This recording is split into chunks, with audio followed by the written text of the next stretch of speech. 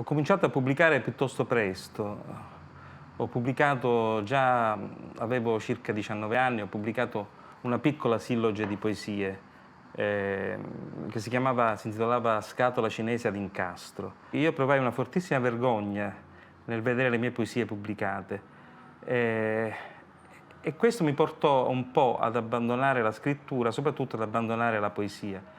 Ehm, E in quegli anni invece cominciai a esercitare un'attività dapprima molto dilettantesca, poi sempre più professionistica, nel campo del giornalismo.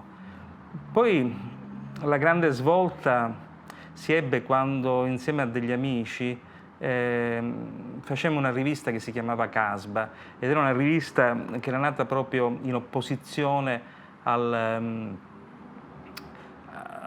alle stragi mafiose del 92, le stragi di Falcone, di Borsellino. Quella fu una svolta importante e fu in quell'occasione che io conobbi Goffredo Fofi e cominciai a collaborare con le sue riviste, alle quali collaboro tuttora. Tramite questa collaborazione con Goffredo Fofi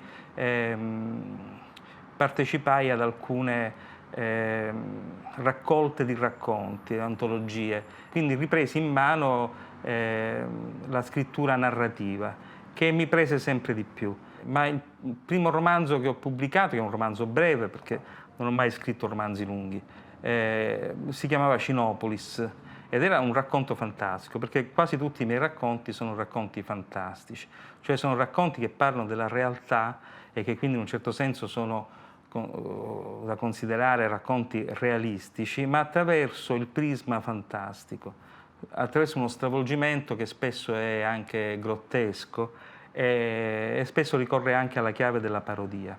Dopo questo romanzo, dicevo, ho pubblicato una raccolta di racconti, Cassata orologeria, dal titolo di uno dei racconti, però sentivo anche un po' l'esigenza di raccontare me stesso. E allora ho inventato una sorta di diario, il diario di un voyeur.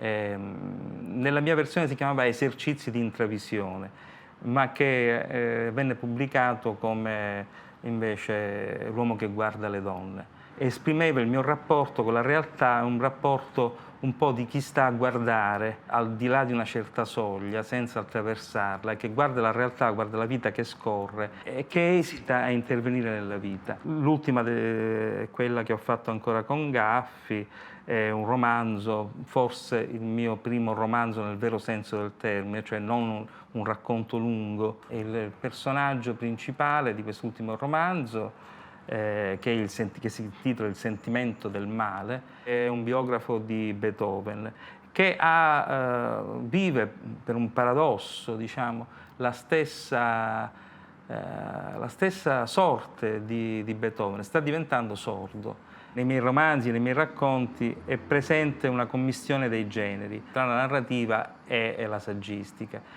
Questa è una mia scelta, diciamo, stilistica, che ho maturato nel corso del tempo, ma è anche la condizione postmoderna, cioè la condizione della narrativa, del romanzo di oggi, il quale è sempre al confine tra queste forme e che rappresenta sempre di più un tipo di approccio alla realtà e di riflessione sulla condizione dell'uomo e della società.